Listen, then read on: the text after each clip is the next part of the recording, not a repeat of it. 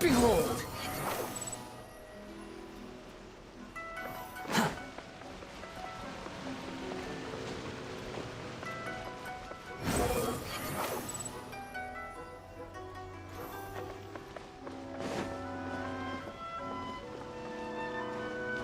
Squall and Fury!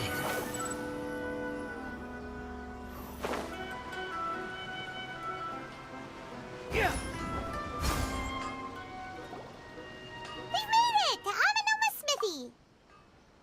Ah, it's been a while. Of course. Go ahead. Oh. Now there's a question I wasn't expecting. Very well. I'll tell you what I know once more. The once renowned Raiden Gokuden, comprised of 5 branches. Amenoma, Futsu, Ishin, Hyakume, and Senju. The art of forging practiced by these 5 clans was first taught to them personally by the almighty Shogun.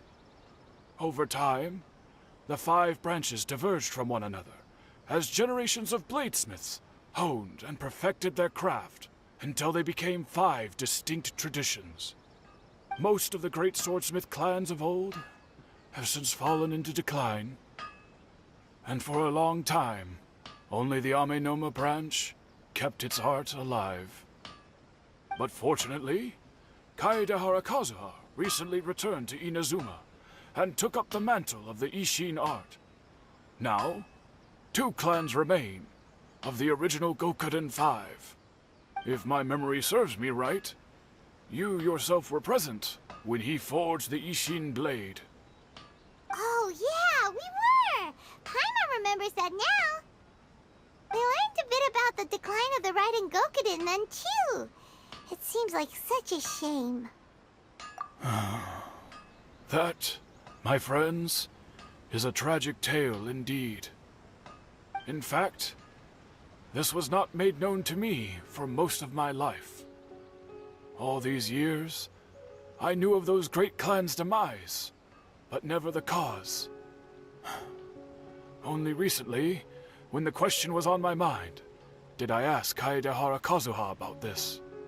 He told me that, as we are both heirs to a branch of the Raiden Goku, but I must warn you, it is a dark and sorrowful tale. The Raiden Gokuden were the targets of a murderous rampage by a vengeful bladesmith. Vengeful? Why? 400 years ago, so I'm told, there was a catastrophic malfunction in Tatarasuna's furnace. One brave swordsmith heard the commotion and chose not to flee, but he rushed to the scene, hoping to prevent a disaster. Tatarasuna was home to a state-of-the-art forging and smelting operation in that day, and overseeing it was the armory officer. His surname was Niwa, though he had family ties to the Kaedehara clan. Knowing that they had just one chance to save countless lives, Mr. Niwa and the swordsmith leaped together into the furnace. The furnace quickly stabilized, but neither of them made it out. The smith's death, though heroic, dealt a devastating blow to his family's fortunes. His orphaned son was left to fend for himself, and grew up deeply resentful at the world. In his heart, the whole of Inazuma was culpable in his tragedy. He hated the almighty Shogun for her apparent indifference towards his father's death, and he hated everyone who had done nothing to try and save. Powerless and destitute, the only legacy he had to pass on to his children was his hatred. Generation after generation bore this grudge, living in utter misery. Alas, if only the story could have ended there. The head of this family reached the end of his wits. He could bear their fate no longer, and yet he could do nothing to change it. Finally, he made a drastic decision to take revenge on the Raiden Gokuden. In doing so, he sought to vent his pent-up anger and shake the very foundations of Inazuma's forging industry. In his fury, he murdered indiscriminately, killing even bladesmiths from the Hyakume clan, which he belonged to. His goal was absolute, the devastation of all of the Raiden Gokuden. But when he came to the Kaedehara and Kamisato clans, his killing spree came to an abrupt end. He failed to catch them unawares. They fought back fiercely, and they did not spare his life. That is why the Kaedehara clan and their Ishin art survived that day. I suppose they were the lucky ones, under the dire circumstances.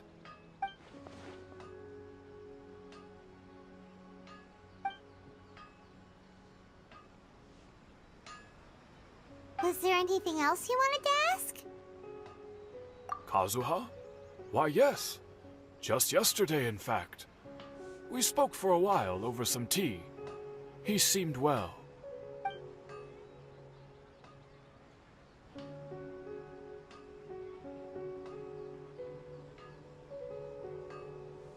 My pleasure. Don't tell Paimon. There are other places you want to visit too, right? Your expression says it all. You can't hide anything from Paimon. On to the next stop. Lead the way, traveler. Paimon will be right behind you.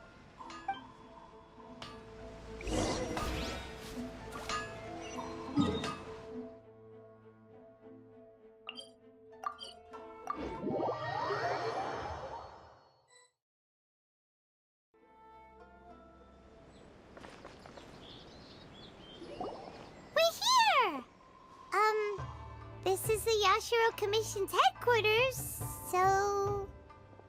Traveler, it's been a while.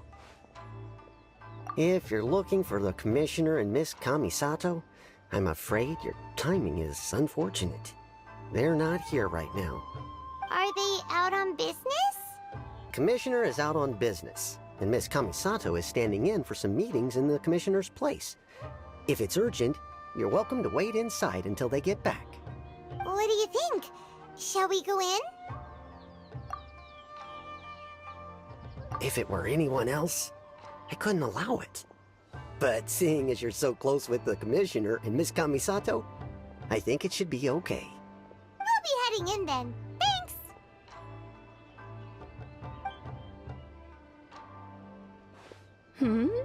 Hello, dears. Is there something you want to say? Of course, traveler. Yes, I know who you are. Miss Kamisato has told me about you. What would you like to know? Oh, they're both very well indeed, and occasionally paying visits to some local organizations on the Commissioner's behalf. As for the Commissioner himself, well, you know, busy as ever. That much hasn't changed.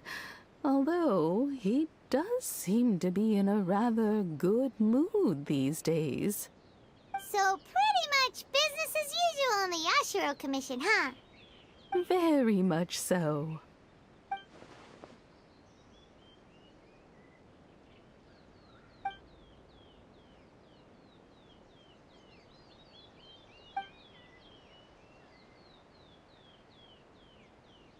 Well, got any more questions? You're very welcome. In fact, I would love nothing more than for you to come and visit more often. But I'm sure you must be far too busy to have time for that. Miss Kamisato talks about you all the time. She seems so thrilled to have you as a friend, and she's always saying how talented you are and how much she admires you. I must say, many things in Inazuma seem to have taken a turn for the better since you arrived here. So you're not just Miss Kamisato's knight in shining armor, you know. You're a hero to us all. I mean it. Whenever the commissioner dines at home, Toma always joins him. I always find myself at my most relaxed when I'm serving the two of them and listening to them chat away. The commissioner has such a busy schedule that he doesn't always have the chance to take his meals at home, but given the opportunity, he always prefers to dine here. They say it's because Toma's a much better chef than most. Oh, the commissioner is so fond of home comforts. They get to talking about you sometimes, too, you know. Always with a very fond tone. The way one would talk about dear old friends around whom one can truly be themselves. Miss Kamisato occasionally joins them as well. Whenever the whole family gets together and they start talking about people they've met and experiences had, you always get a mention. It's been many years now since the late Mr. and Mrs. Kamisato passed away. Much has happened in the Kamisato clan in that time.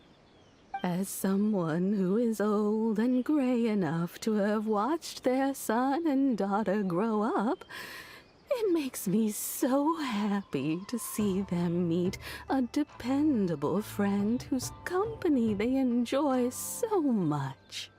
So, in the future, if you ever do have the time, please know you are always very welcome at the Yashiro Commission headquarters. There will always be at least one old lady who would be delighted to have the pleasure of your company. Wonderful. Thank you. Paimon likes it here too. Also, you were saying something about the food here being really great. Paimon's itching to try it. We may just have to invite ourselves around for dinner sometime. Paimon meant we should come pay a visit again real soon. Ideally around dinner time. Of course. You're always welcome. Alright, goodbye for now. Where are we going next? Great! Goodbye, ma'am! Don't worry, we'll see ourselves out. All right, then. Take care now. Hope to see you soon. Oh, are you two leaving already? Yep, everything's taken care of now. Don't worry. Very well. Safe travels. Goodbye.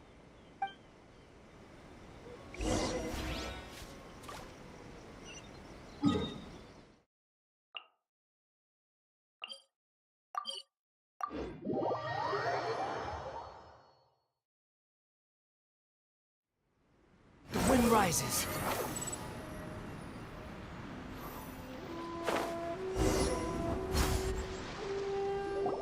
Well, here we are. But what are we looking for? Something or someone? Do my eyes deceive me, or is that the Traveler and Paimon? Xavier, what are you doing here?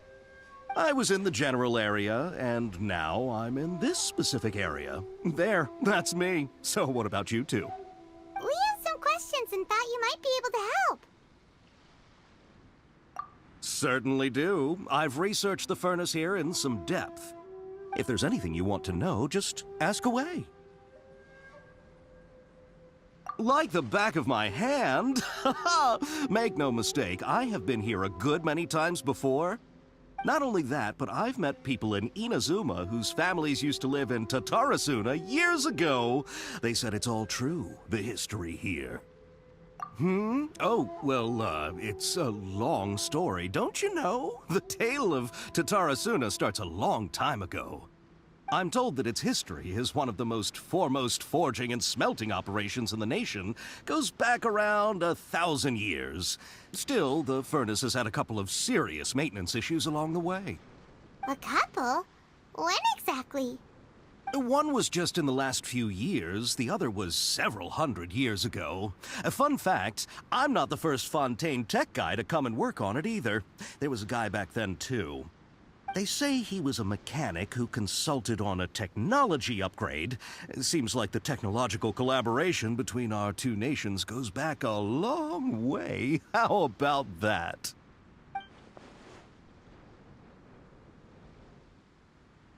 Hey, weren't you gonna ask Xavier something about Tatarasuna? Come on, ask already. Oh, I didn't realize you two were here for a history lesson. Me neither. Paimon doesn't know what's gotten into this one today. Feels like we've been preparing for a history exam or something. What brought this on? Did you just wake up today with a sudden burning desire for historical knowledge? Sure, go ahead. A kabuki mono? No, I can't say that I have. I do know the word, Inazuman for those eccentric types who always go around dressed to the nines. Just the sort of person that I'd like to meet, actually. But sadly, I've never had the pleasure, nor have I come across anything to do with a kabuki mono where Tatarasuna is concerned.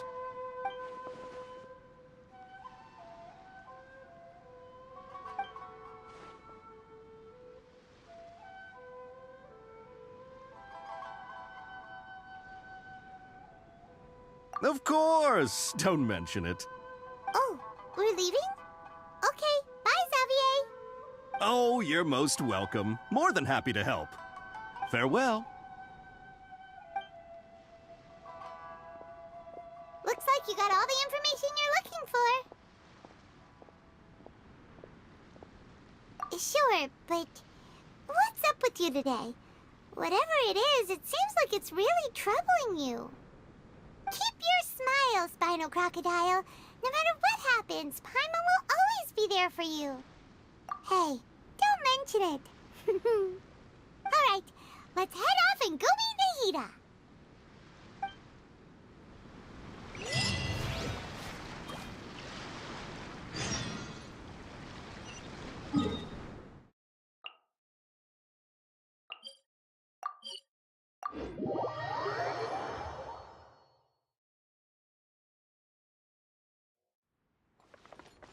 Behold!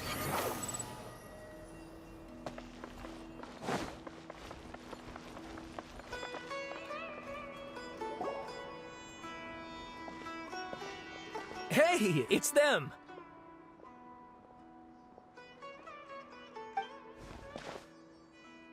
Akaba, Sawada, you're still here?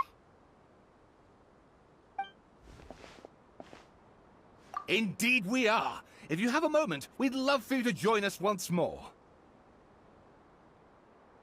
We have time. What do you want to talk to us about? It's the same topic we discussed last time. Obviously. Still looking for more info about Tatarasuna, huh? Should we join them? Unfortunately, we haven't made any real progress. Huh? Oh, of course.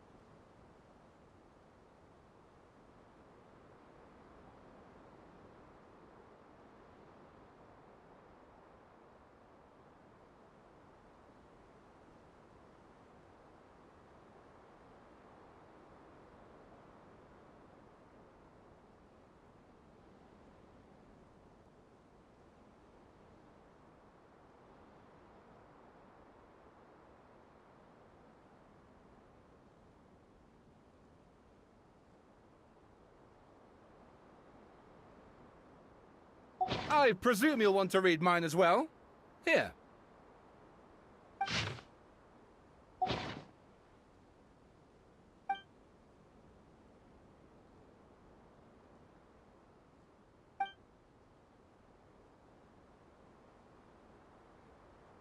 Well, what do you think? Hey, Traveler. Remember how last time Akaba was saying how he wished he could gather more information about all this? Well, we just got back from Inazuma. So how about we tell them what we learned? What did you find out? Something big? It's a long story. Basically, we have some friends in Inazuma, and...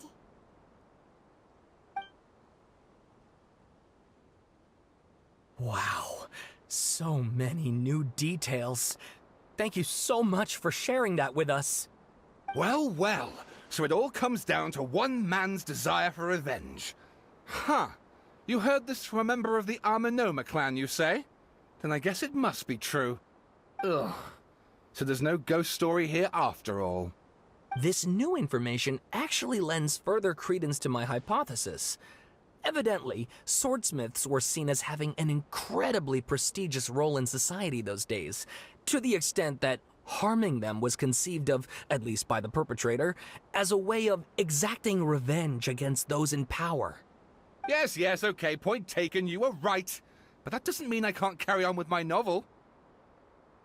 And they're back at it. These guys are really into this.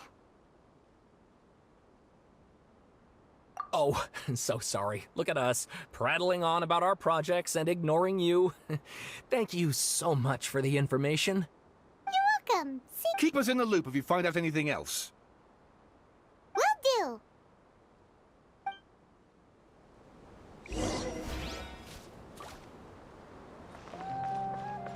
Quit following me.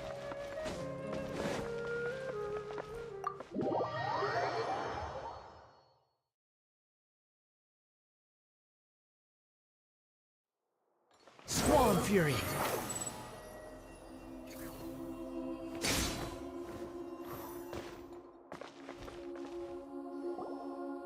Nahida, we're here!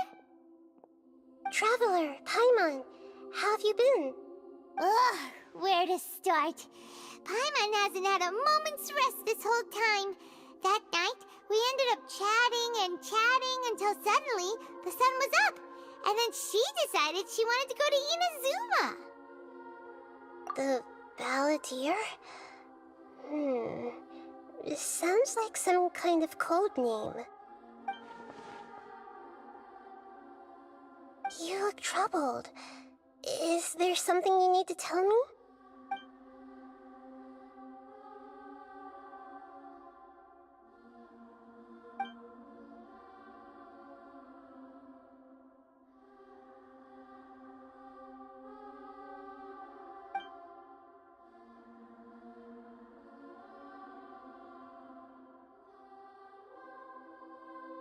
Traveler? Hey, what's wrong? You look so upset.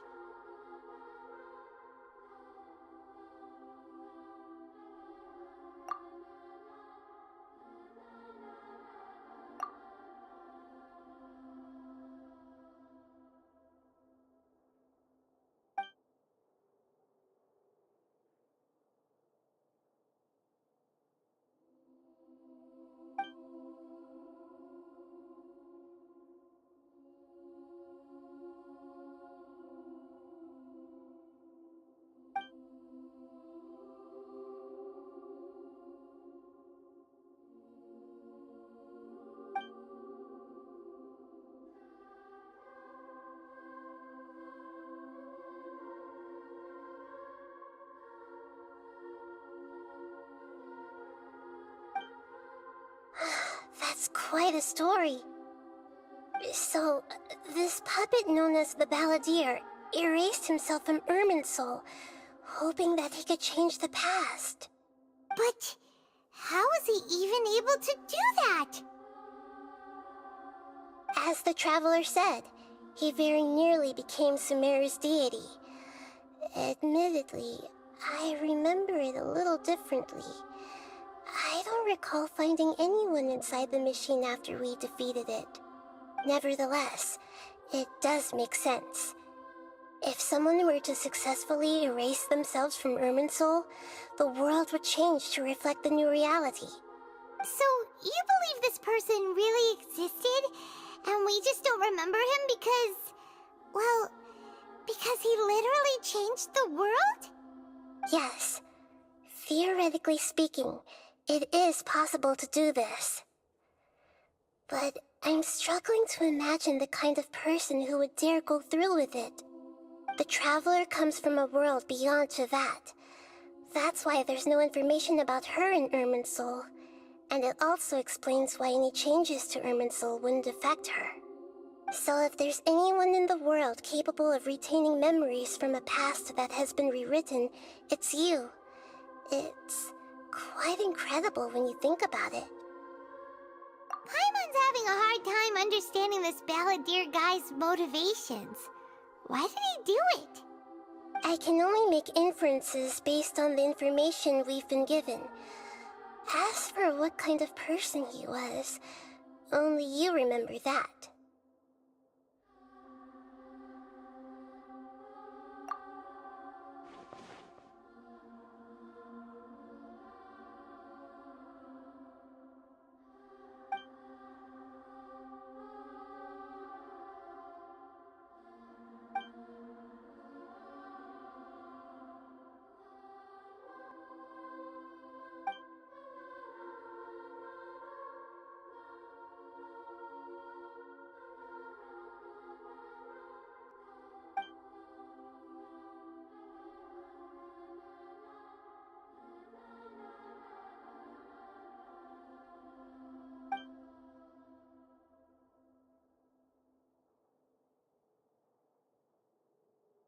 Something else worrying you? Something that you can't share?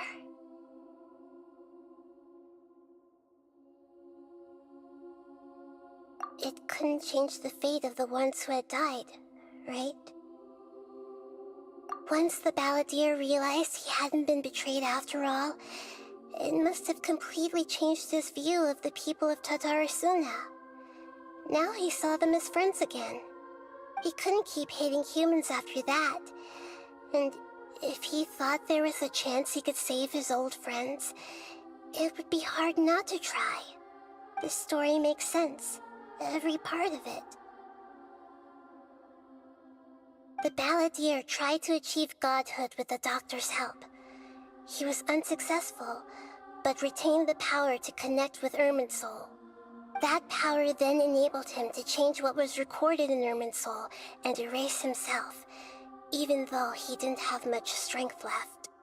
Yeah, it does make sense, but it still ended in tragedy for his friends. It just feels so hopeless. He gave everything to do this, but in return...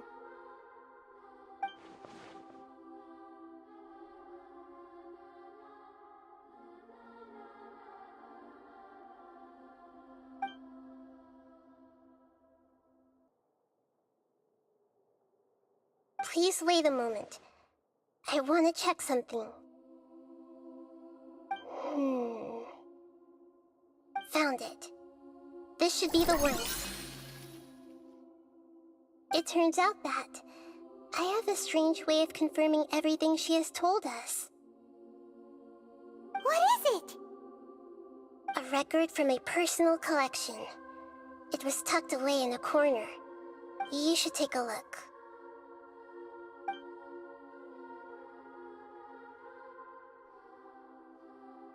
Is this a fairy tale?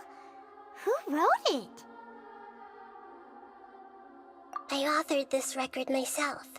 That somehow has something to do with the balladeer? When combined with the Traveler's narrative, it's clear that this story is an allegory. Everything in it is a symbol for something else.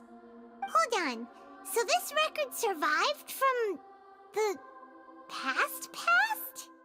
Yes. Any information about the balladeer or the kabuki mono and other records will have been changed.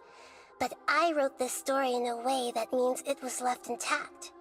Changing the information in Irminsul changes to that. But Irminsul can't change information that was well hidden in advance. I guess I must have written this story as a backup before the Balladeer entered Irminsul. That's incredible! What a great idea! And sending the Traveler into Irminsul with the Balladeer must have been a further precaution. I knew she'd remember everything. This story is abstract enough that it still resonates with the present information recorded in Irminsul. But if we connect all the different pieces together, the true story that emerges is the one she told us. The now erased life of the Balladeer.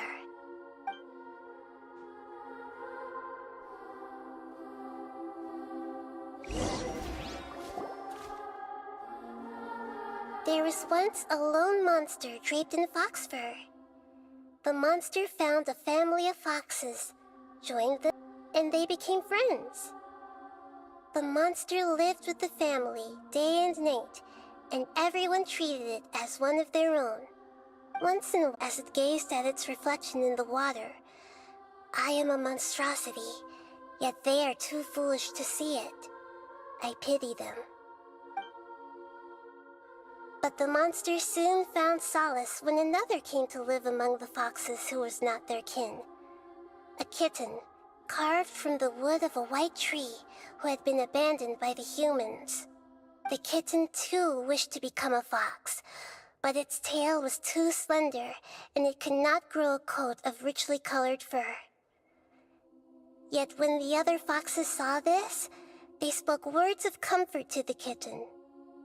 Even without a tail and fur like ours, you are still one of us. Terrified animals panicked as the fire spread. The only way to extinguish the flames was to make a sacrifice. A gray fox stood up and addressed the monster. It said, "You are the clear, spotless, and pure." The monster gave the heart of water to the kitten, telling him, "The foxes have decided. You are the one who must be sacrificed. Take this, quench the flames, and die for your fox kin." The fire was extinguished, but the kitten lived. It left that side of the mountain and found a little bird who had a broken wing. The two promised they would spend their whole lives together, but the little bird did not have long left to live. It passed away soon after. After burying the bird, the kitten left the mountain for good. Never again would it cherish a single creature, nor a single blade of grass that stood on that mountain. The kitten spent the nights wandering aimlessly, gnashing its teeth at the moon. How it wished to swallow the moon and devour the moonlight. If the world could only return to darkness, then it would finally be peaceful and content. I will become the new moon, the answer to everything. Then, no one will know that there were once birds, foxes, and cats in this world. And no one can know that they were different.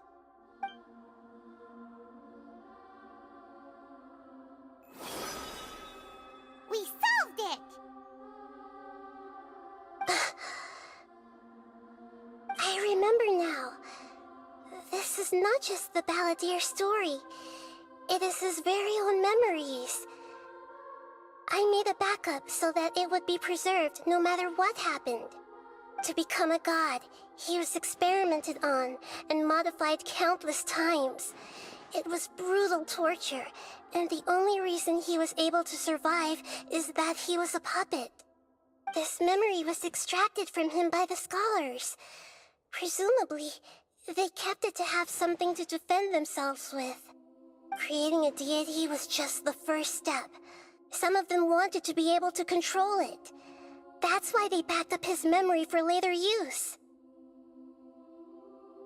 I buried it deep inside one of my own dreams, and then hid it inside an allegorical story so that it wouldn't be altered. It's hard to believe that this person really existed, let alone that he tried to get rid of us on more than one occasion. Paimon has no memory of him at all. He completely vanished like a puff of smoke.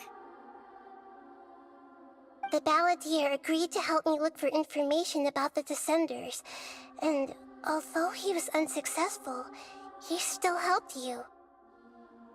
Before he vanished, he confirmed an important detail, that Conria was where your twin first came into this world. We still don't know how the change to Irminsul will affect the senior ranks of the Fatui, but in all likelihood, they won't even remember their own Harbinger.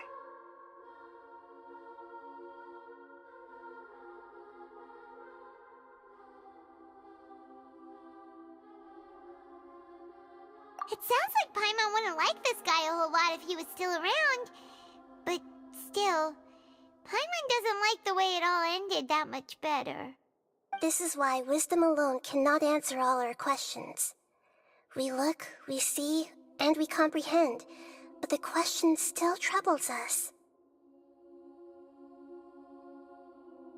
So the answer is not everything. People yearn to find the truth and then conquer the troubles they face. When you give someone the truth, you give them a chance to choose their own destiny. To others looking on, this may seem like a pointless endeavor, but for him, the chance to act on his desire to disappear must have meant a lot. Never forget that even when we walk beneath dark clouds along a road filled with suffering, the light of wisdom is always there, guiding us toward a better destination. And that is what you have been doing all along. Yeah, Nahita's right. Cheer up! How about we go get something to eat? We can pick up this heavy conversation again later. Good idea.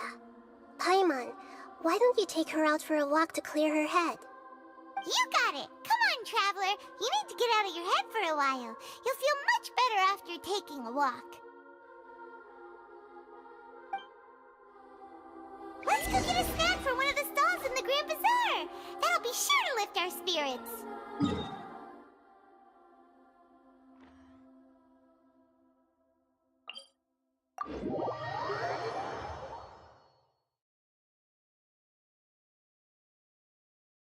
It must be really tough being the only one who remembers all that. But Paimon's always here to help cheer you up.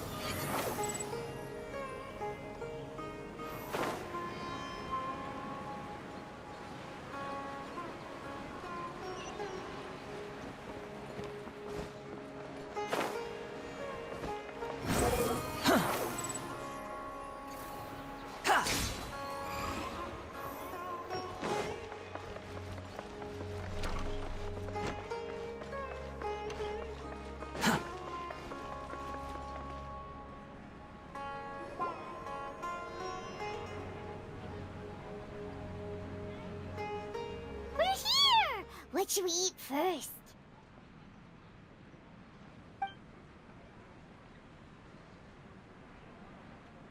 Hey, are you gonna answer or what?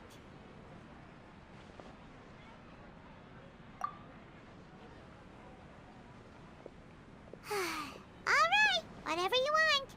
Well, Paimon will be right here when you figured stuff out. Then we can get something to eat.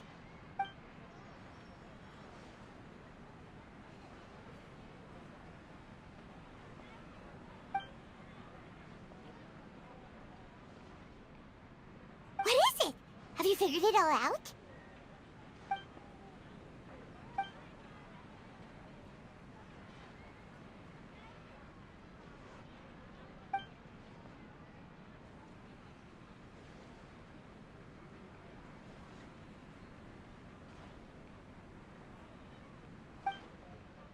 Why'd you jump up all of a sudden?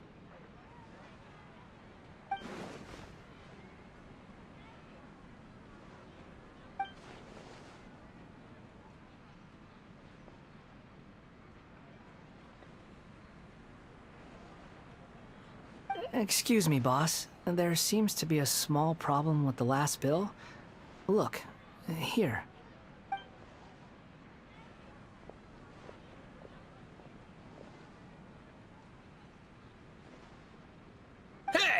Hey, wait! You mean me? No, not you. That kid. Didn't you see? Little rascal grabbed my last 2 fresh Sunsettias and ran off. Look, if you're gonna help out here, you can't keep spacing out, okay? What is it? Work's too boring for you?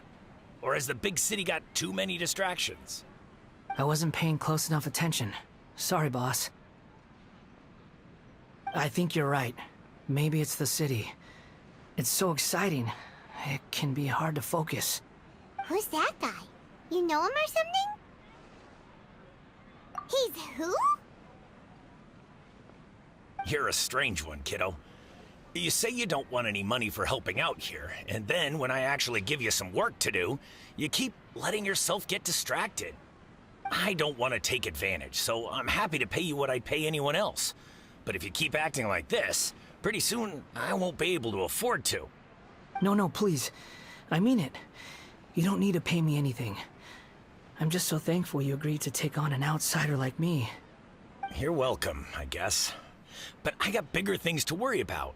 Look, we're all out of Sunsettias, and I promised the lady down the street I'd deliver a fruit bowl this evening. Leave it to me. I'll find some more. Just a moment. I'll be right back. Stop. I'm gonna level with you, kiddo.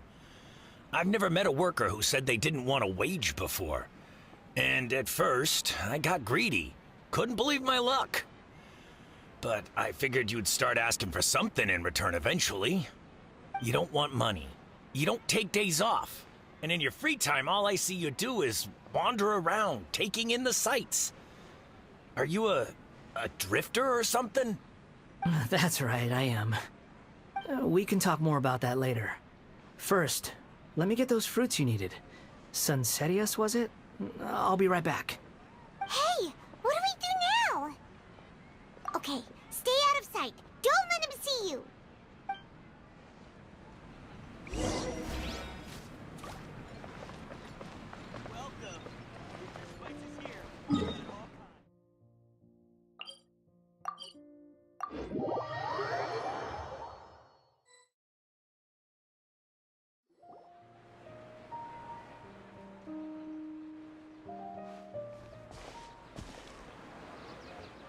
Yeah, this'll do. Even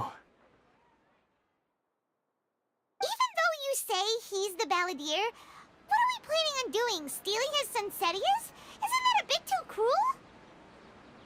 Oh, alright. This should be enough.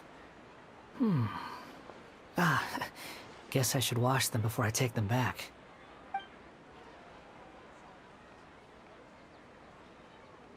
Huh? You two over there. Is there something I can help you with? He spotted us! You've been following me all the way from the city. I'd have to be blind not to notice. Have we met before? No, we haven't met. But you know me? I have no recollection. Are you absolutely sure? Sorry, but I just can't take your word for it.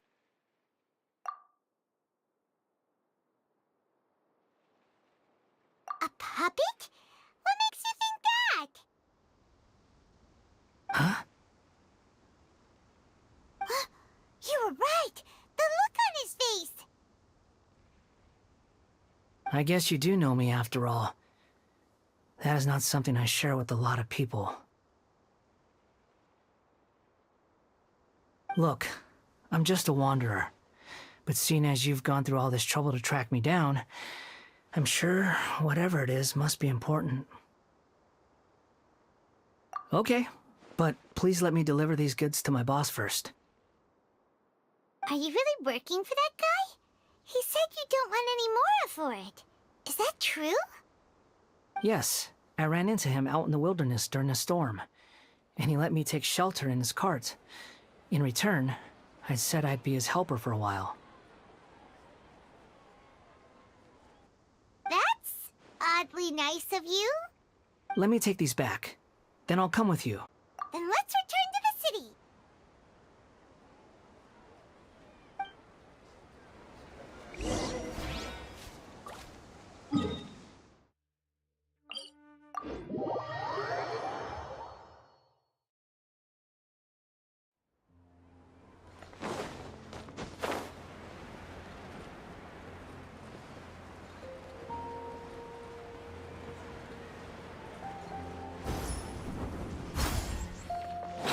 following me.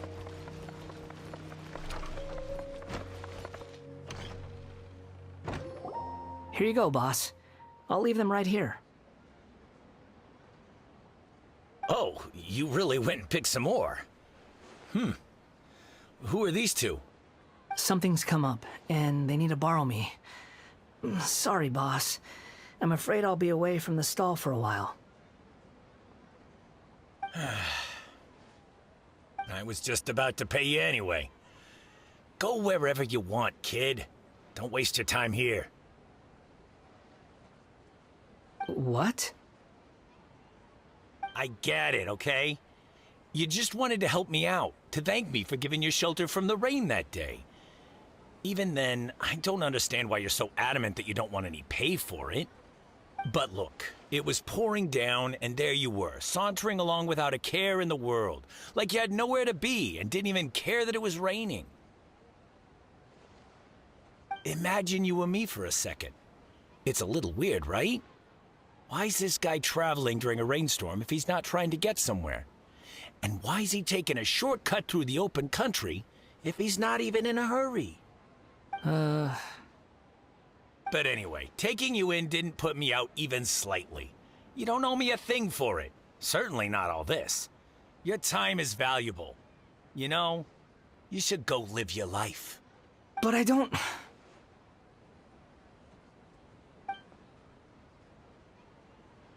No, you're right. Then I suppose this is where we say goodbye. Thank you again for taking me into the city. Don't mention it, kiddo. I've run into all kinds of characters over the years.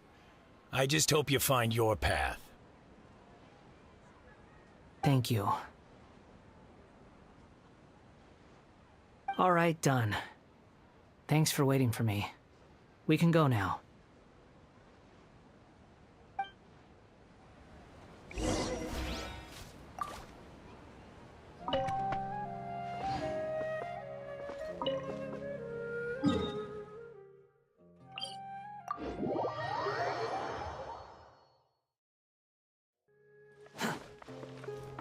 The wind rises.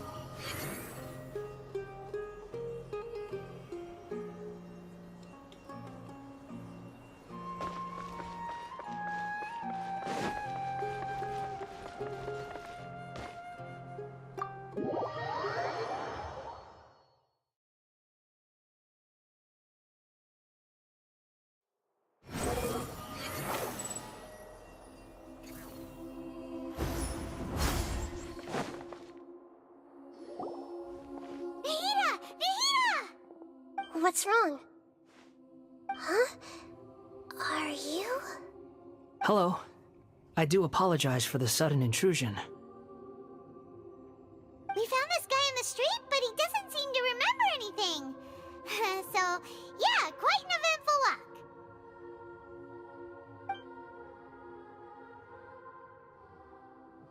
You say that you are trekking across Teyvat to train yourself. Many other Inazumans who describe themselves in this way call themselves Shugenja. Why do you refer to yourself as a wanderer? Well, it seems more relevant in my case. To me, it sounds like a plant with no roots. But these two claim that they know me, and that I have a hidden past unknown even to myself. I wouldn't call it the past, but rather... this is a difficult one to explain. I don't like to rely on using terms like this often, but in your case, it seems that it ought to be called, previous incarnation. Oh, like a past life or something? Yes, something far more distant than the past. So far away that you cannot perceive it. Okay, I have to ask. What was I like in my previous incarnation?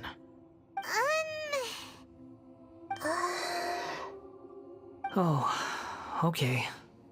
I see. You want to tell me, but you can't bring yourselves to say it. Looks like I didn't have the most wonderful existence in my previous incarnation. If it's that difficult to talk about, I have no doubt it will be just as difficult to hear. But I'll be able to handle it. Please, tell me the truth. Is truth something you care a lot about? Yes. Then I'll be straight with you. In your previous incarnation, you did many things that would be considered evil. You nearly died because of what other people did, and many died because of you. As a non-human being, you hated gods and humans alike. You drifted from place to place, never able to settle, even where you found status and identity. You adamantly believed that you were missing a heart. Actions rooted in persistence sometimes bear bitter fruit. Sometimes, you have to let parts of yourself go, or you'll never be happy.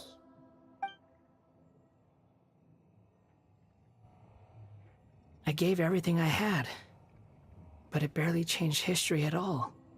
In terms of the outcome alone, that's true. I don't think I can judge everything I've heard purely in terms of right and wrong. Each choice a person makes belongs to a specific place and time, a chain of cause and effect, a cycle of karma and consequence. That is the nature of truth. If one thing is right, its opposite must be wrong. And yet, dichotomies like this are not enough to explain the world in all of its complexity. It seems like my previous incarnation wasn't the most likable individual. We're not trying to hurt your feelings or anything, but yeah, we weren't your biggest fans. If we were enemies, why are you trying to help me find the truth? This is so frustrating! This guy's supposed to be our arch enemy, but now he's just some random stranger we met on the street! He's got so much to answer for, but we can't make him talk because he doesn't remember anything. What a weird situation. Lesser Lord Kusanali, as the God of Wisdom, I trust that everything you told me must be true. Yes, it's all true. I can even show you the memories themselves, if you're willing. Please, I want to see them for myself. I want to experience my own transgressions. Even though it will cause your present self great mental anguish? I'm just a puppet, with no heart and no name. There is nothing in this world for me to cling to fill the void within me. Except maybe these sins that can never be undone. Very well. As you wish. Wait, shouldn't we go with him? This one's kind of on us for bringing him here. Don't worry. Whatever danger I might face, it's my burden to bear. Traveler, could I ask you to supervise him on my behalf? We'd better keep an eye on you. Understood. Thank you. Now, prepare yourselves, everyone.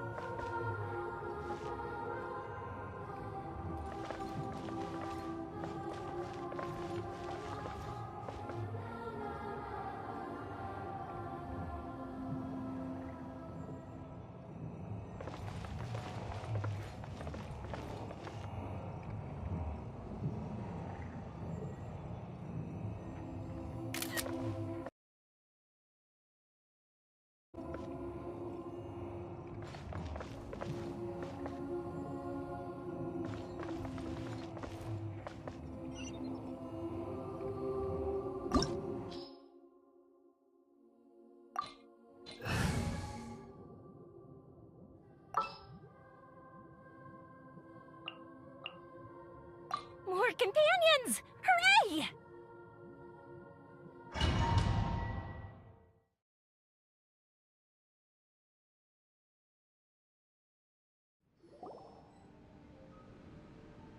This looks like Inazuma. Right now, you're in a dream I created using information extracted from your memories. These memories will show you the raw truth, but be aware that enemies may react just like in the real world. Please be careful. Sounds like an immersive experience. It's a good thing we came along. You don't need to do this for me. I don't deserve your protection. We never give up halfway. Well, we had to once, but that was your... All right. Thanks. Wanderer, this is the Shake Pavilion. In your Balladeer incarnation, this is where the Electro Archon placed you after your creation. You had a great many memories here. Is that because this is kind of like his birthplace? You could say that, in a sense. You'll see why shortly. I hear footsteps. This place is huge. I can't believe the landslide didn't fill it in. I wonder who built it.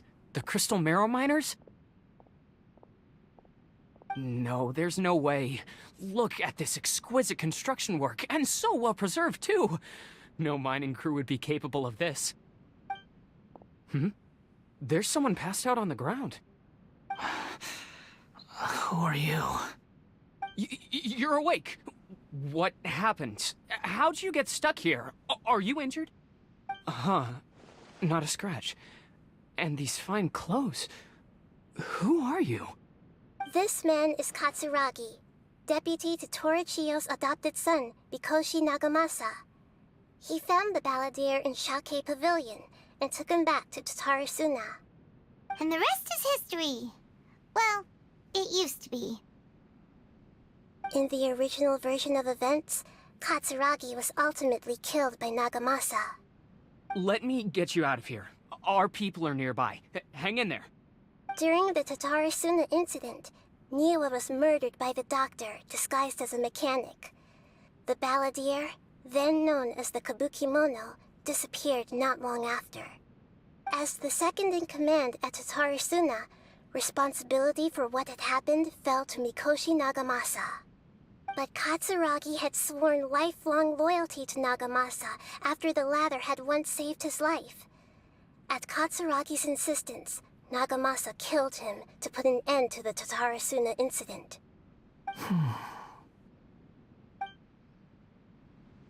Katsuragi seems like he was a good guy. He looks like a warrior, but he has a kind face. Why couldn't he live a long and happy life?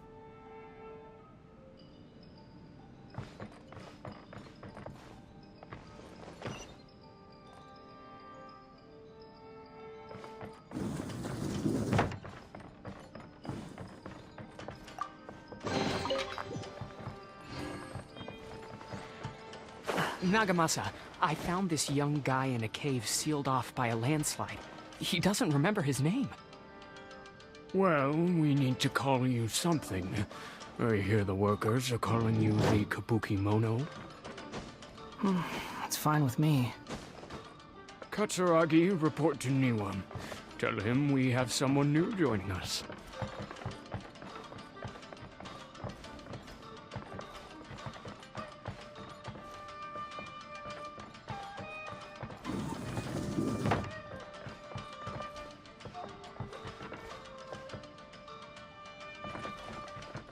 Squall Fury!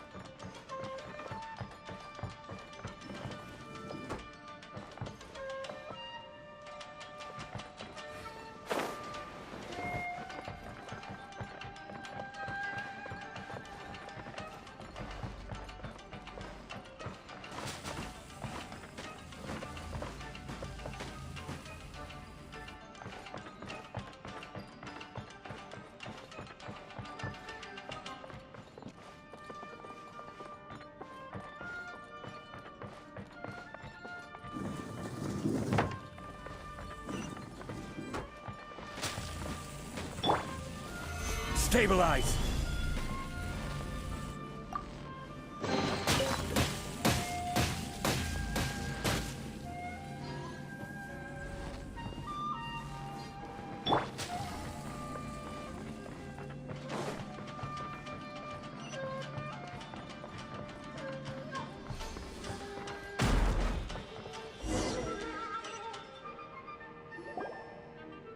Huh?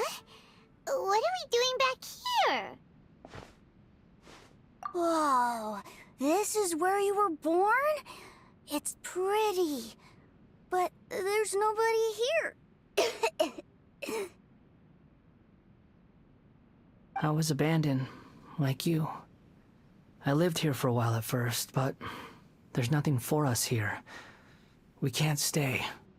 Okay. I heard my mom and dad used to make swords, but the factory manager died, and then my dad got sick.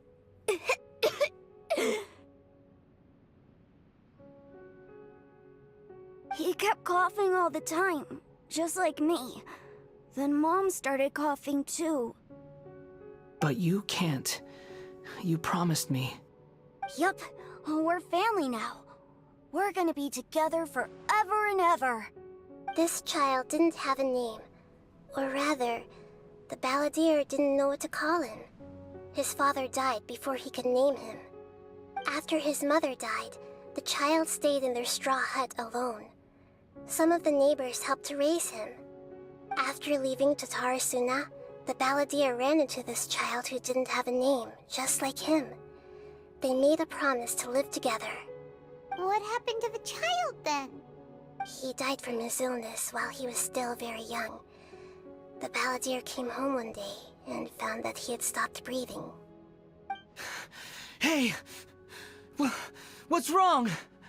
Say something! You promised me we could be family! You're no different from Niwa and all the others. You betrayed me too.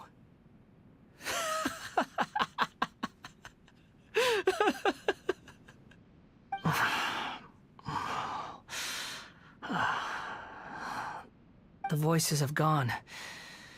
It looks like the memory ends here.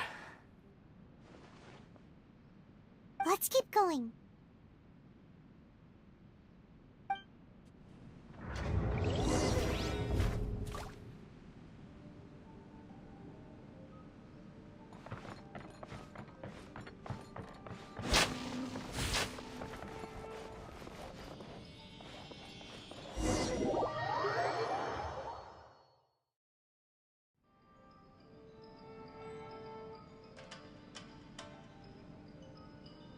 You do realize you're blocking my path. I come not to obstruct you. I've been waiting. What you are truly is a weapon. One that can be wielded with an iron will. Or you could continue to drift aimlessly. Are you trying to win me over? Long-awaited rebellion has begun. Why not take your place at the banquet and join those who shall feast? I miscalculated.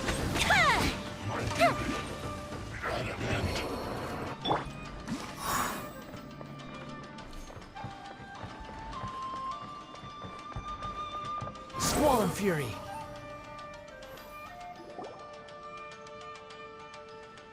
This place is dark.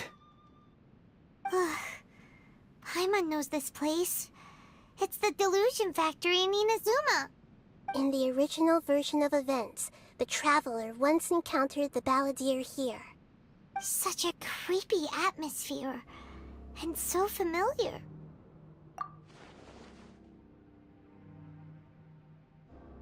Hey, look over there!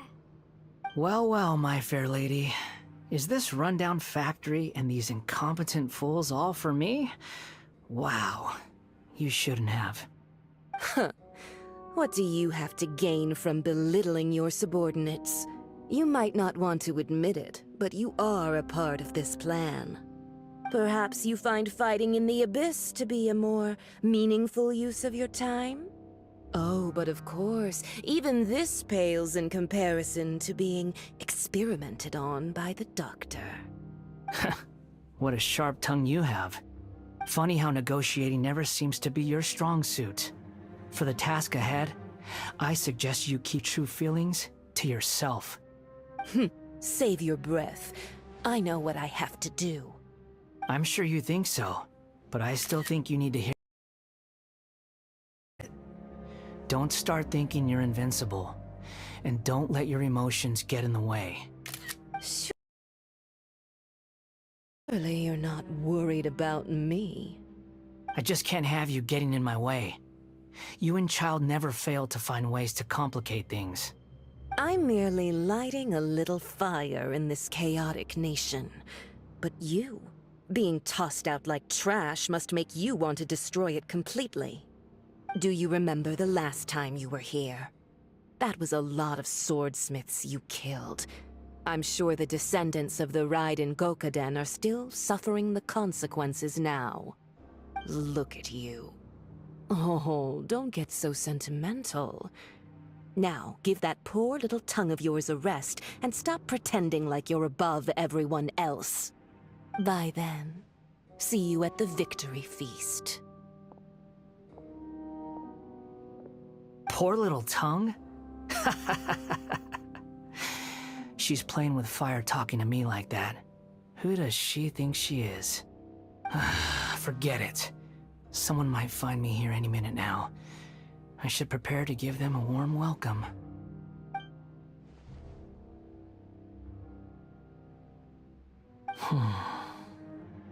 The plot does not end here. There is to continue? Yes. Please don't worry about me.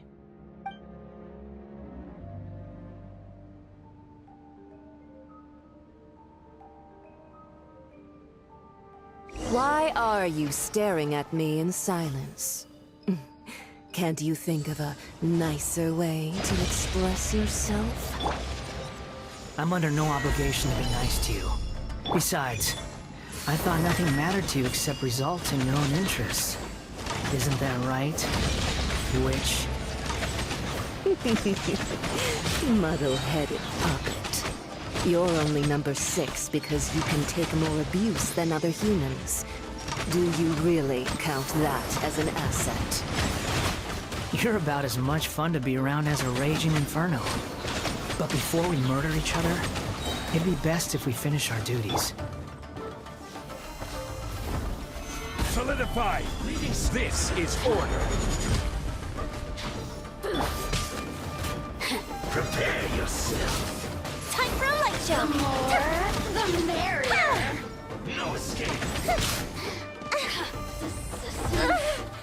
Shine. Oh, fizzled out. Pay your dues! Gather! Wind, hear me! The fuse is lit! Leaving so soon!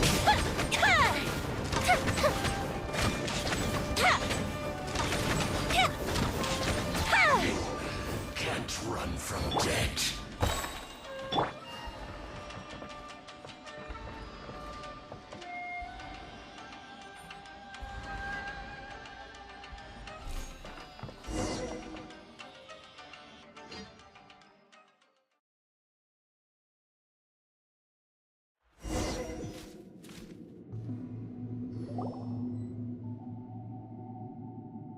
Looks like we've arrived in Sumeru. Is that?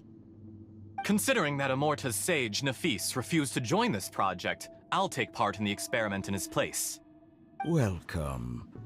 I look forward to a fruitful collaboration. When do we start? You seem impatient. You should know that becoming a god is far from a trivial affair. The biological transformation is a lengthy process. As such, I too would recommend that we commence as soon as possible. In the event that a successful connection is established, his body will become permanently bound to the machine, and he will be unable to move independently of it. Nothing worse than what I've been through before then, Doctor. You were the most resilient test subject I ever came across. Thanks to you, I was able to garner a great deal of information. Alas, after that, you were under orders to remain in the Abyss. We barely saw each other, and it became difficult to further refine the knowledge I had gained. That was gracefully worded. Ever wonder what they think if they knew that nothing matters to you, apart from your crazy experiments? I suggest you speak to me in a more respectful tone, Scaramouche. The mere fact of your utility does not make you indestructible. The doctor again? That was uncomfortable to watch. That person gives off a very sinister energy. It's normal for him to give you the creeps. He scares the bejeebers out of Paimon. Let's move on.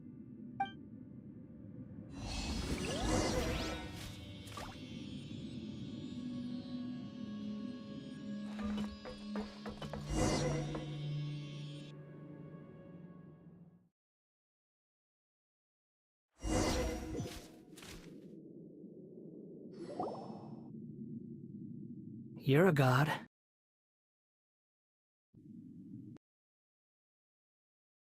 Do you think I'm evil? If you accept that he is you, just as you are you, then yes, you are evil.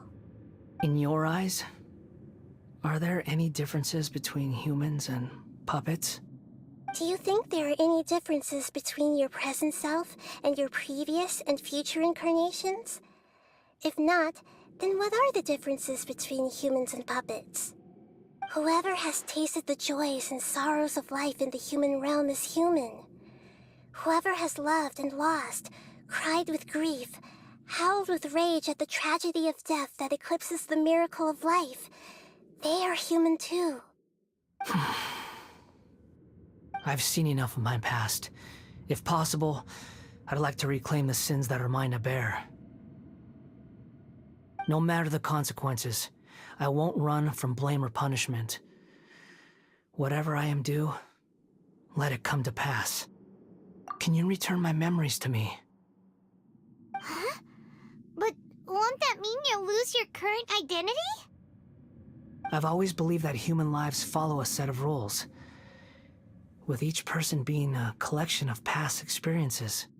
As a puppet living in a human world, my life is subject to the same rules. Regaining your memories means reverting completely to your previous incarnation. All the emotions that you discarded will return to you. Are you sure you want to do this? I've lived with the void in my chest my whole life. My creator didn't need me. And ever since I awoke, I've just drifted from one place to the next. But then I met you. And I finally realized that reclaiming my missing sins might be my one opportunity to become my true self.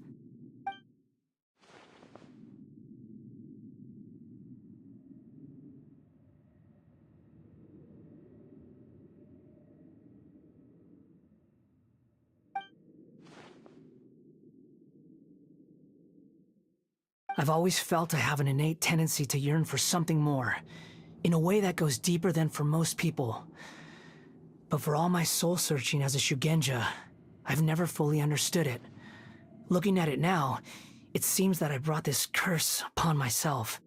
So I beg you, grant me this opportunity to gain a purpose, to change my destiny, and end my wandering. Very well. Since your mind is made up, I will return to you that which is yours.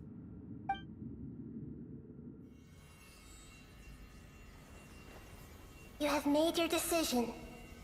Now, take this.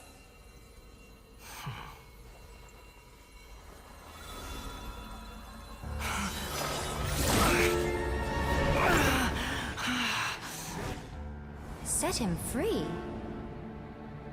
A puppet? What's he doing here?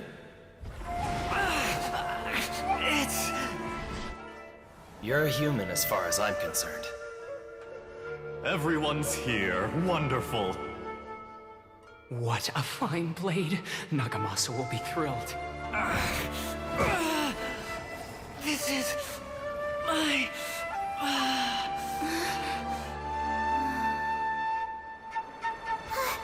Is he alright?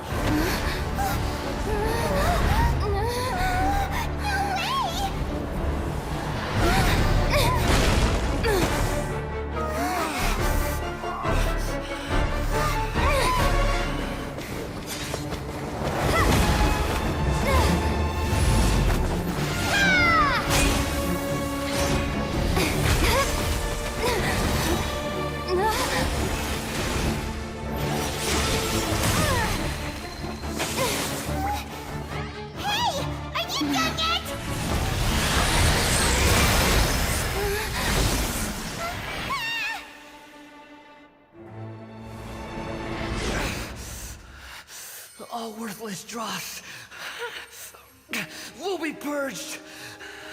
That's why this won't be the end.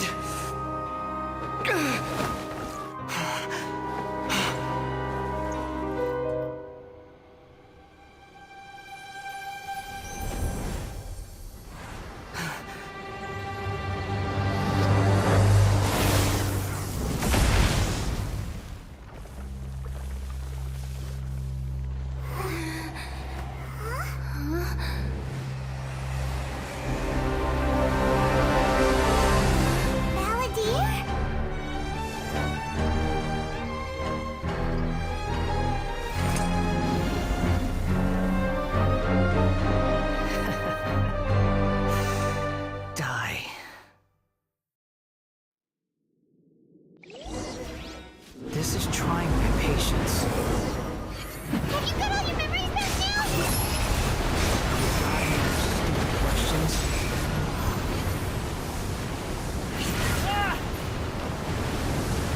Insignificant past. The wind rises.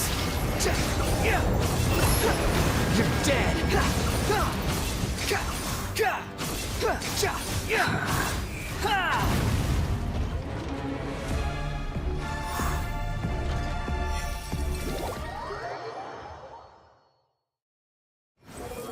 Wordless insect.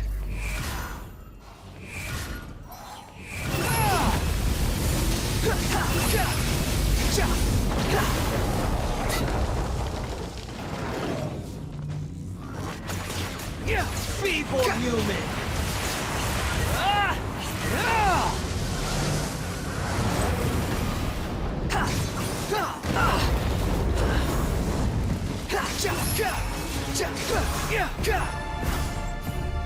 My endless cycle begins!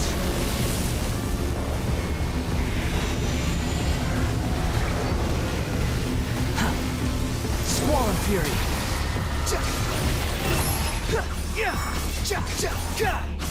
Feeble human!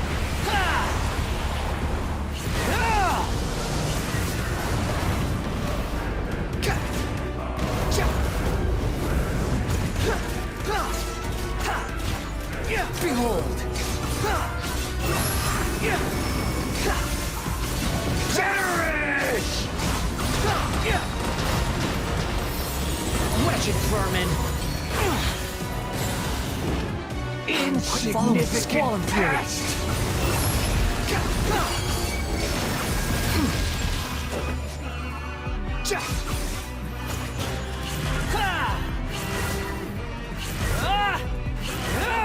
Feeble human! The wind rises.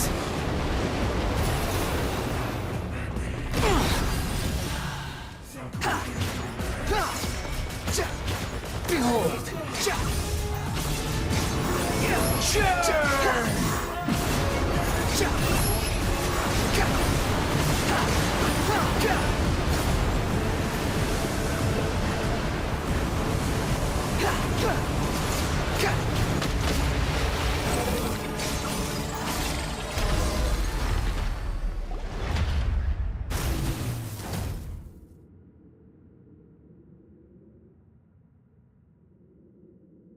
imbecile!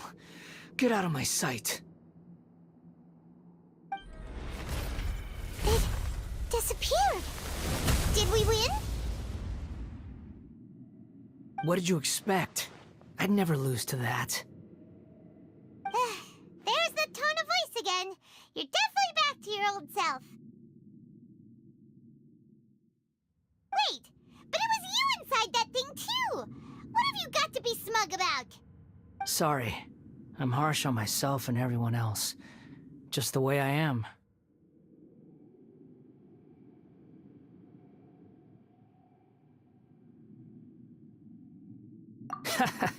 You sound like you're concerned about me. But don't worry. Thanks to you, even if I didn't change a thing, at least I now know the truth. The memory recovery seems to have been a success. This dream has served its purpose. Come on. Let's continue this outside.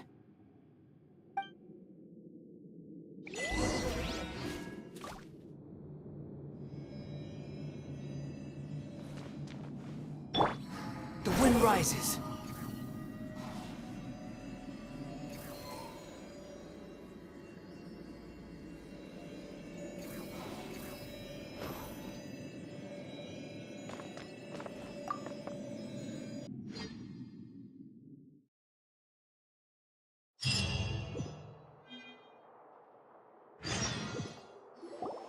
Welcome back, Traveler, Paimon, Balladeer. It feels like we just went on a really long journey. Paimon's exhausted. You don't like being addressed by that name? It's fine. But I was just thinking, I should probably change it. After learning about everything the doctor did, there's no way I can carry on using a name connected to him. I'm not planning on returning to the Fatui, and they wouldn't take me back anyway. Recent events will have affected a lot of people, and they might not even remember who the Sixth is. So, you're quitting the Fatui for good? It's like you said, Lesser Lord Kusanali. Everything may look futile, but it wasn't completely meaningless. At least I made a lot of people forget about me. But that doesn't mean your own past has disappeared. Of course. And your main goal, for which you gave up everything you had, you weren't able to achieve it. I hope you can see and understand that. Changing the world, changing the past, changing the fates of other people, these are not simple things to accomplish. What you are looking for is complete annihilation. But this is just a fantasy. Even if the Balladeer is removed from existence, the world will not heed your will. Indeed. How ridiculous. Do you regret doing all that when you've gotten so little in return? Even if I'm completely worthless, there's nothing in the world worth regretting. Lesser Lord Kusanali, you purposely left that information in Irminsul, didn't you? Yes, and I took pains to make sure that you'd acquire that information naturally. Why would you go to such lengths? You trying to win me over too? In all honesty, your past experiences have made you a useful asset to Sumeru and to me. Winning you over was indeed a part of my plan. But before that, I wanted to tell you the truth about your past. If all I wanted to do was use you, then I'd be no different from the doctor. Very clever. I guess you could say that's one of my virtues. Utility to others is what gives me worth. So if embracing my sins is what it takes to make me useful again, so be it. Oh right, I almost forgot. You're the good guys. You're into justice and all that. Sorry if I have a slightly different perspective on things, but I don't feel like I've been duped. The wisest leaders are fated to end up with the best helpers. I can live with that. I'm glad you're able to think of it in that way. Traveler, in the future, I'll continue to search Irminsul more deeply and see what secrets can be uncovered. including the beginning of your twins' journey recorded in Irminsul. What exactly happened before and after that point? I want to know as well. I will try. Traveler. After I dove into the information torrent in Irminsul, why did you go to Inazuma? So that's how you found out whose fate had changed. And how? Well, whatever your reasons, you did me a favor. And I'll do everything I can to pay it back. Borrowing and returning are the only real relationships between individuals. I'll balance the books one day. Don't you worry. That's not true. A relationship between two people is not simply a ledger that can be reset to zero. I think deep down you realize this. People who show up in your life don't just evaporate like water drops and leave nothing behind. There is no such thing as balancing the books. Some things in this world can never be brought back, and they can never be changed, which is why there is emotion in the human world. Everything that you feel is real and lasting, and whatever is missing in you will not be made whole. To be human is to live with imperfections. You can choose whether or not you want to be human. But humans can't live without a heart, can they? Anyway, I gave up trying to become a human a long time ago. You understand what pain is perfectly well, even without a heart. You're just bearing your feelings. The past is set in stone, but you can keep moving on. And the longer your future lasts, the shorter your past will become, until one day, it is but a tiny fraction of your life. Sounds like you've got a future planned out for me. Everything's ended up being pretty darn complicated. Paimon doesn't even know where to start, but the most important thing now is that you need to follow Nahida. Otherwise, all our efforts will have been for nothing.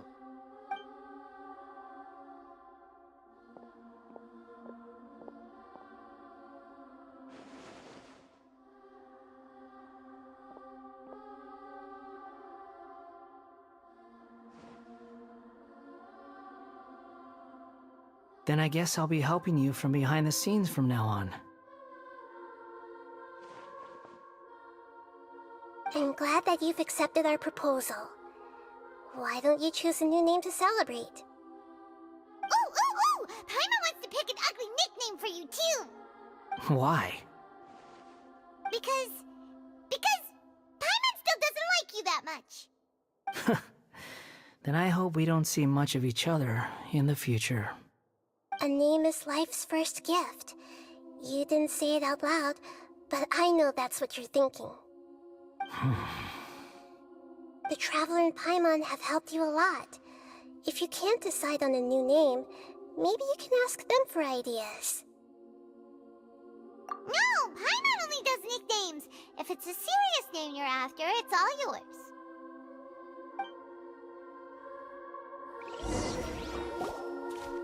Have you got anything?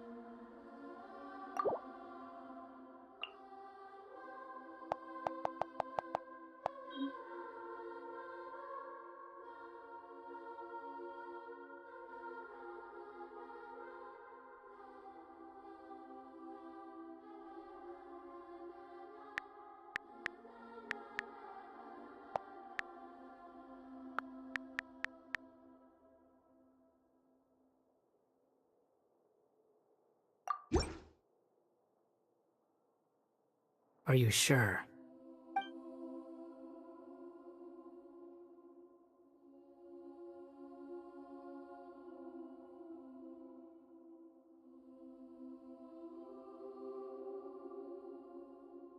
Okay. Have you got any...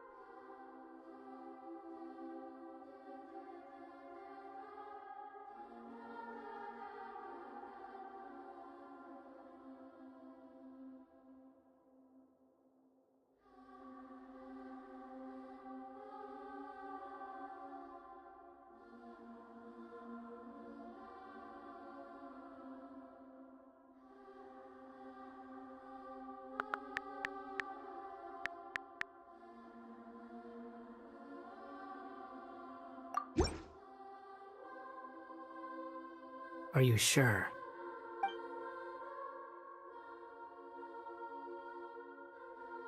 Oh, alright. If you say so.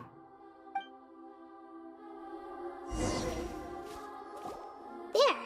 Now you have a name of your own. What about a nickname? Are you done yet? Still thinking. Stop rushing me! Take your time. I don't need to see you again until you've thought of one.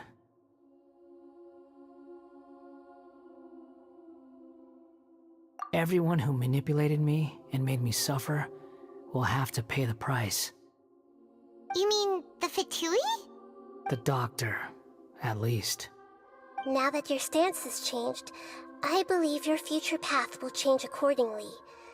But it won't be immediate. You still need some time to compose yourself. One more thing. There are still some descendants of the Raiden Gokuden living in Inazuma. Some of them know. Well, they ought to know about the connection between Raiden Gokuden and myself. I don't plan to leave Sumeru for the time being.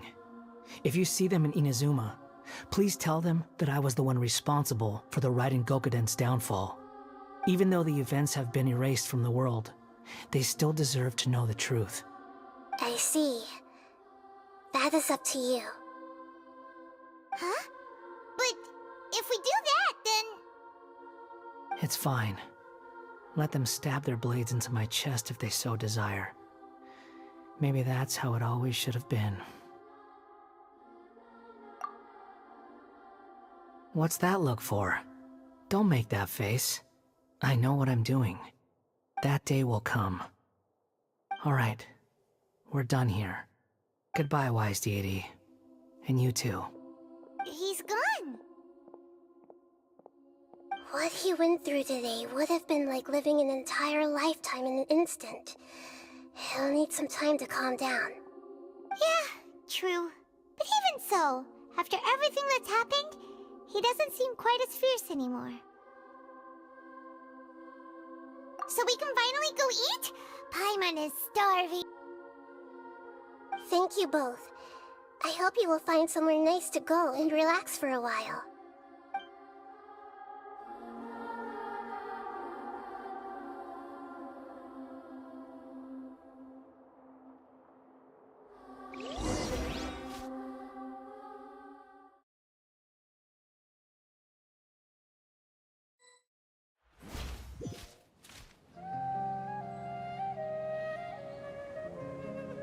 I've got it! I can end my novel with some words from Mikoshi Nagamasa. You mean because everyone else in the story is dead? Yeah, I heard that Mikoshi Nagamasa died at a ripe old age. He's the perfect fit to be the narrator of the epilogue. The dark clouds had dissipated, but they continued to cast their shadow in Mikoshi Nagamasa's mind for decades to come. Then, one night, as an old man, he had a dream. On the night when that prized blade, the Daitatara Nagamasa, was forged, the people rejoiced, and there was painting, dancing, and drinking. All these expressions of joy melted down in the furnace fire and turned into red clouds that rallied around the final sunrise that Mikoshi Nagamasa saw in his lifetime. Life is a story too long to be told, a journey that you must walk to behold.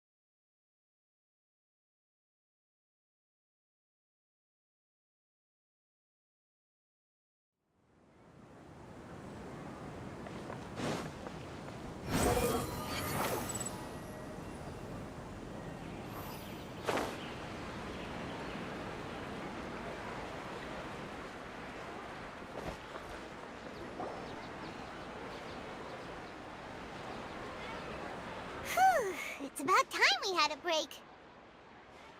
As soon as you stop, all the tiredness and hunger comes rushing back. Wow, great! Huh? Look at the vase. Did someone break it while they were cleaning the room or something? But Paimon doesn't remember there being a cleaner.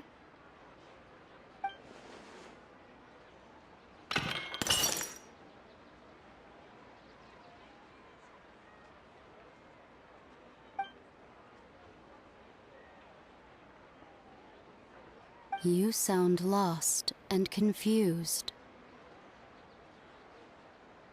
I know why you are troubled. Any who knew of this would find their mind overwhelmed. Huh? Is there someone here talking to us? Unfortunately, the fate of Tevat cannot easily be changed. Perhaps a god may have a slim chance, but for anyone else, who can say?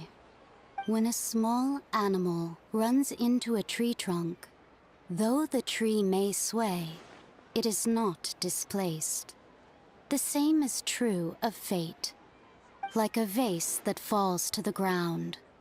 Whether it is broken by a cat or by a bird, the result is still a broken vase, is it not? Who are you? How do you know about all this? History does not change easily, but human hearts can. Believe your own eyes. Only that which you see is true. What is unseen is but an illusion. The voice has disappeared. And who the heck was that? And what were they doing coming out of nowhere and saying all that scary stuff?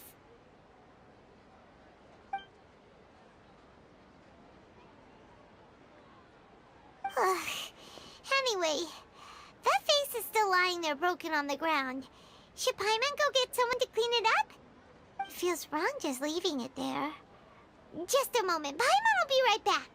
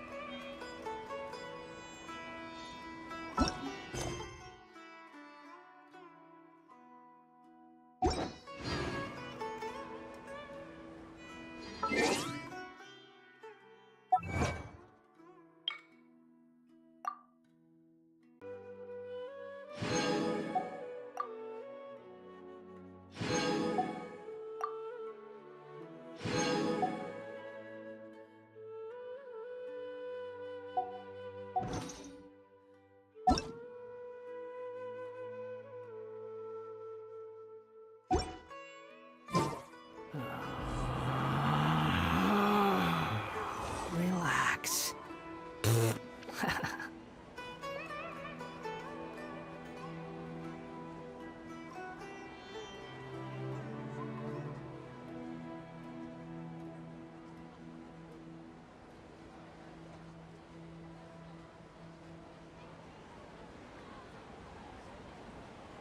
There's no need to exchange pleasantries. It's rather pathetic to force a conversation to occupy silence.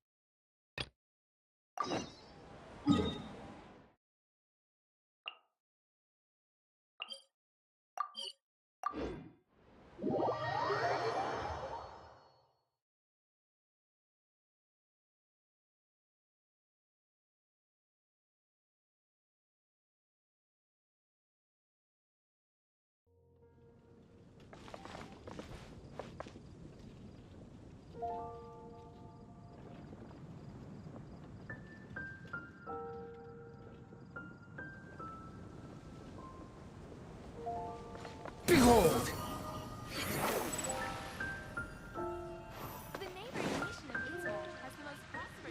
So, Sucrose, the package you mentioned that you received before, it's not dangerous, is it? You need to be careful when you're opening packages. I once had a friend mail me some research materials, and all the bouncing around in transit caused a reaction. Once I opened it, it let out a stench that could wake the dead. If your package contains anything like that, then maybe you should check with Albedo first and see what he thinks. No, this package didn't contain any hazardous materials. Timaeus! Sucrose! What are you two chatting about? Oh, hey, you two. We're just talking about a strange package that Sucrose received recently.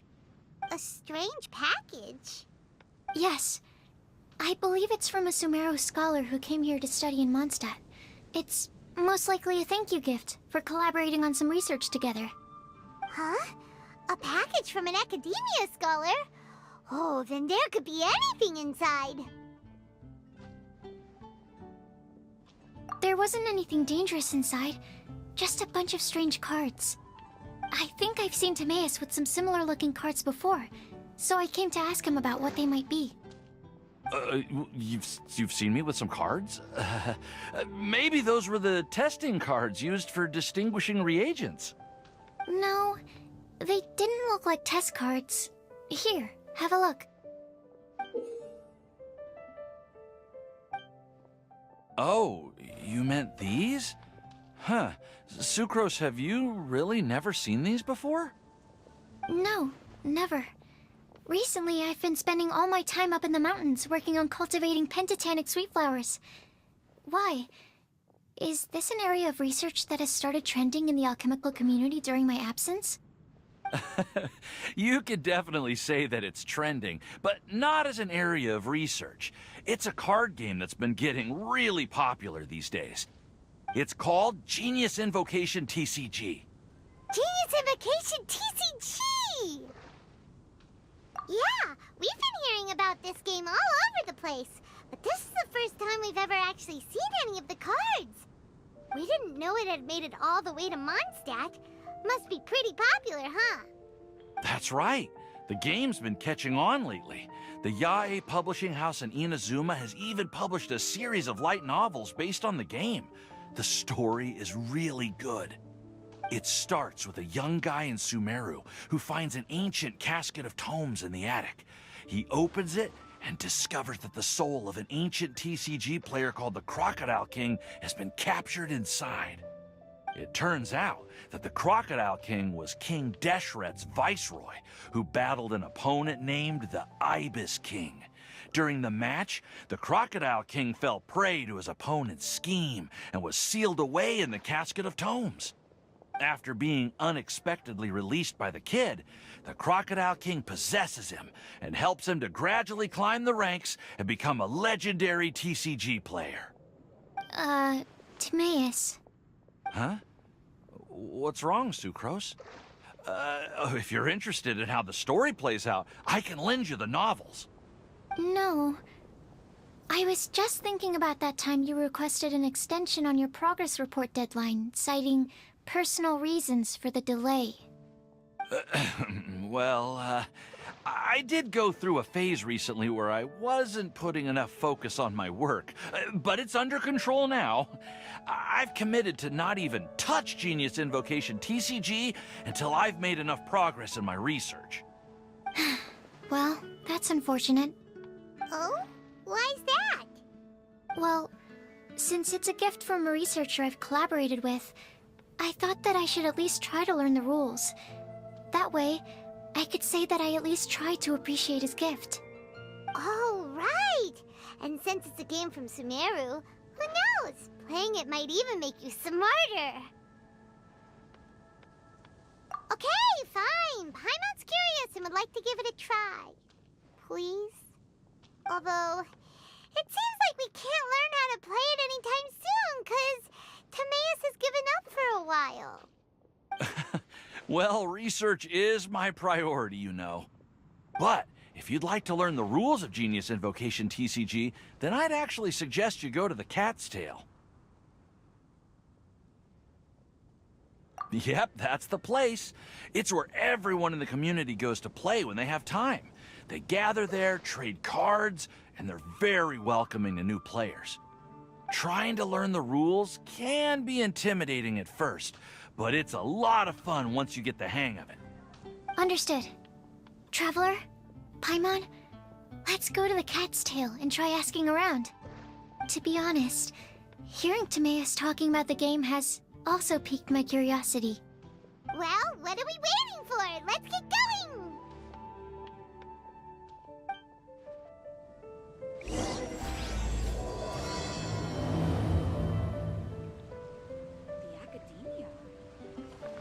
Squall and Fury!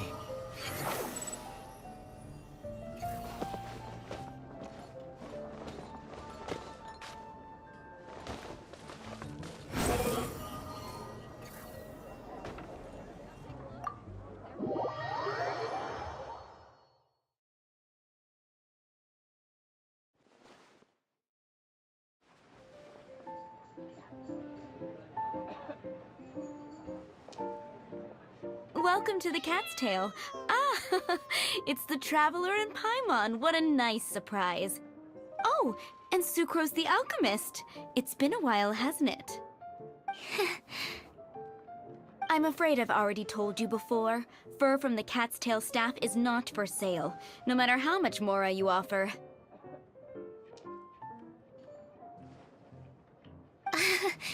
Don't worry, Margaret. We're not here for that research project I told you about last time. Sucrose, what kind of experiment were you trying to do with the Cat's Tail? I just wanted to test out some hypotheses, and I needed some materials. But, we can talk about that later. Actually, Margaret, we're here to learn more about Genius Invocation TCG. Ah, Genius Invocation TCG. We were just talking about that game.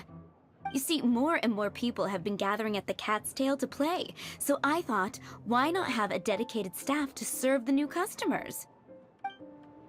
Speaking of which, I believe you've already met. Met who? You know, Prince. This is the Cat's Tail after all, so I thought having a cat take care of our new customers would be quite a nice touch.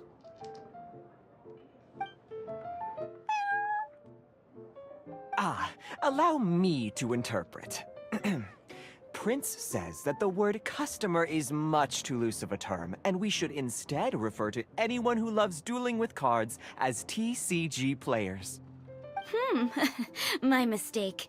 So it seems I haven't introduced you yet. This is Prince and Shuyan. They will be in charge of taking care of our TCG players. I'm afraid I must correct you there, ma'am. Only Prince, the strongest and most formidable TCG player of all, is capable of providing valuable guidance to our new players. The average player is incapable of grasping the subtlety and sheer genius behind Prince's every play, and he has no choice but to rely on me to communicate with everyone. I am merely Prince's lowly assistant, that's all. Wow! Another guy who can understand animals! How can you use such a crude word as animal to describe the one and only Prince? He is special and the only one of his kind. Such a remark is an insult to Prince. Oh? What's that? Shuyan. In the eyes of the common folk, I look no different than any other ordinary cat. It's a natural mistake to make, and you shouldn't overreact. Understood. I do apologize. It seems he really is capable of communicating with the cat.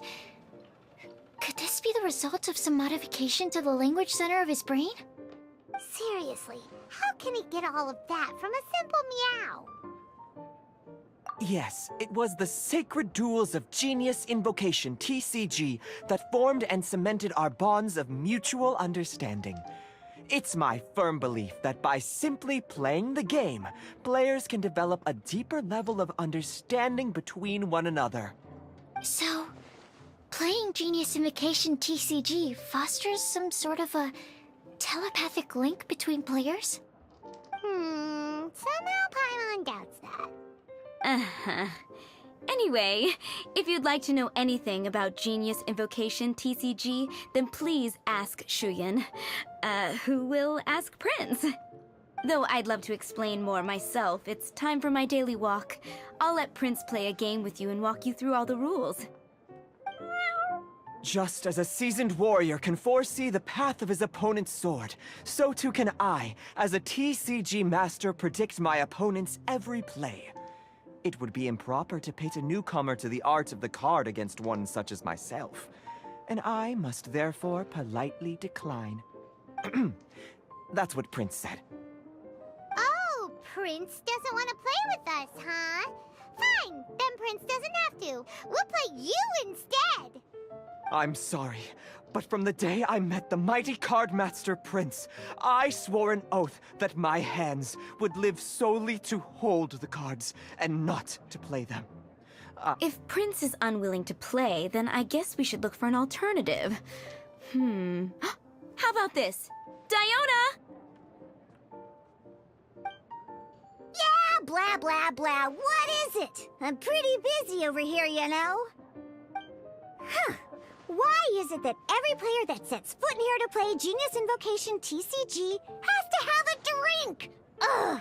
Don't they have any clue that the key to playing a game is the ability to think straight? Seriously, games and drinks don't mix. Don't they get that? Ugh! What can I say? As the tavern owner, I can't help but feel happy to hear this. Anyway, I see you've been working hard, so I thought you could use a break. So why not come over here and teach these customers the rules of Genius Invocation? Ha! Ha! Yeah, what kind of break is that? I'd rather not. Oh, why are we letting all these loafers come in here to play Genius Invocation TCG anyway? All it does is encourage more people to come to the bar for a drink. You know, if drink sales keep going up like this, Pretty soon, Mondstadt's alcohol industry is gonna reach new heights!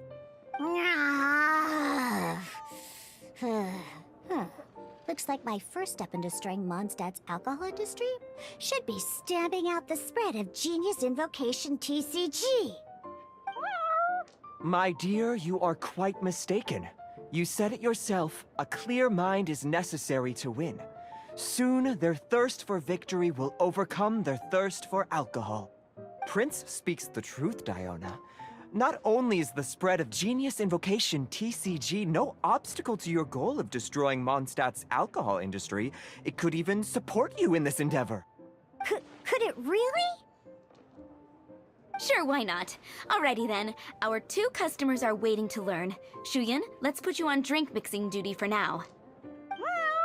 But Shuyan is destined for a far greater purpose. Shuyan, drink mixing, now.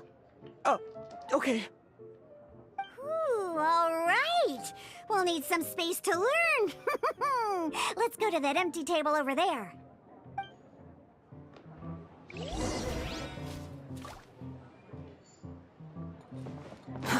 Too slow.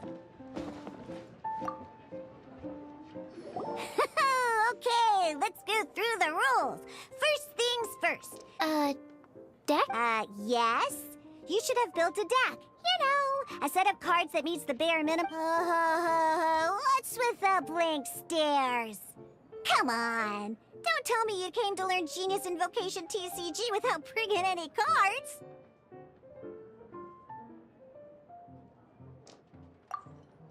That's right. We have some cards that I received from a friend. Yeah. You're gonna need a few more cards than that. Okay, let me think. To learn the game, you'll need at least 2 character cards to switch between. Oh, that reminds me. A few days ago, when I was closing up for the night, I noticed a customer had left a couple of character cards on the bar counter. Maybe you could use those for now. Are you sure that's okay?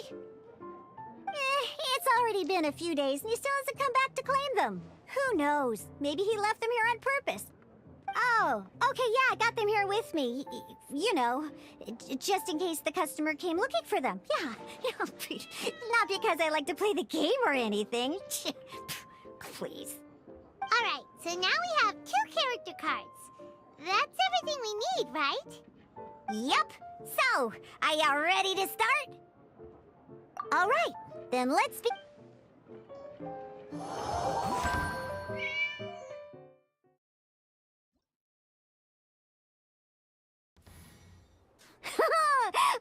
Welcome to the world of Genius Invocation TCG. Simply put, this is a game where you control character cards to duke it out with you. Once you've defeated all of your opponent's character cards, now then, you're gonna need a character on the field to start.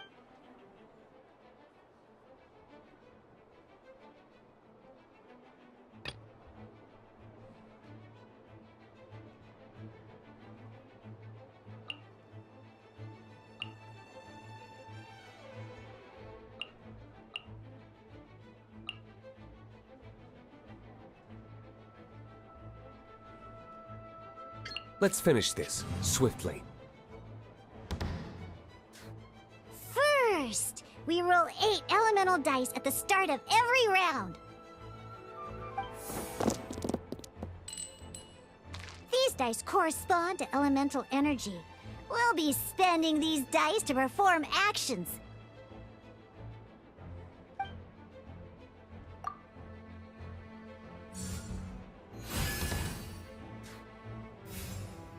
Once the roll phase is over, you'll enter the action phase, where the real game starts. During the action phase, you can spend elemental dice to perform fair. Of course, the most common action is to use character skills.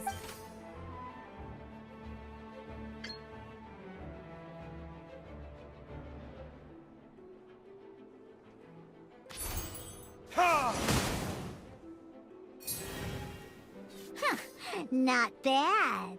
You just made your first attack. During the action phase, both sides will take turns after you use a skill to attack your opponent. It's their turn to attack. And as you can see, once the enemy finishes their move, it's our turn.